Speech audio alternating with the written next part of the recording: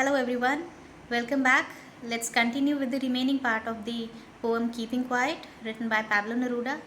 Dear students, we have already discussed the first three stanzas of the poem, and I'm sure that by now this theme or the message contained in the poem is clear to you.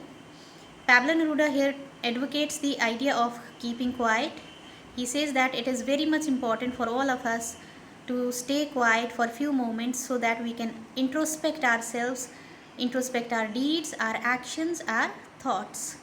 This will help us to purify our heart, mind, and soul, and it will also help us to spiritually connect to the entire world, which will lead to peace and harmony throughout the world.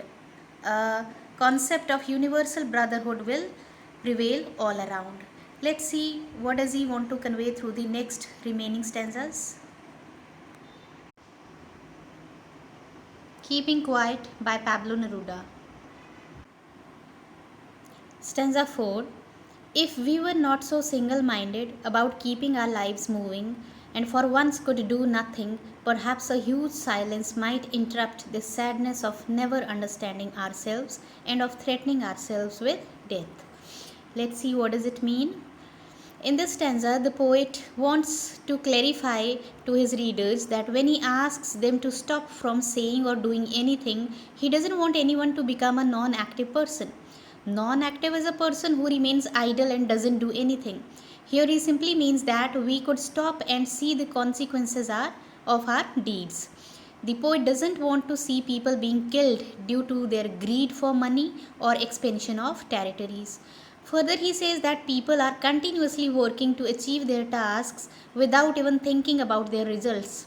They are in fear of death and therefore want to achieve most of the things before their death. Here he urges them to stop for a while and take some moment to relish on what they have achieved till now. Everyone here is living a life in which he wants to achieve various things one after another. But now the poet says it is the time to stop and see what has been achieved and should be enjoyed. This will help us skip the sadness which has become so prominent in our lives. What is this sadness? This is the sadness of not enjoying what we have achieved and the greed to achieve what next is in the list to be achieved. So we have to bring our needs to a full stop. We have to curb our needs and stay satisfied with whatever we have achieved. Stanza 5. Perhaps the earth can teach us, as when everything seems dead and later proves to be alive. Now I'll count up to 12 and you keep quiet and I will go. Now the meaning. In this last stanza, the poet suggests to human beings that we should learn a lesson from earth. During the winters, everything freezes and becomes lifeless. But when the season changes and it's the onset of spring, everything present in nature, such as the trees, birds, rivers, etc., gets life.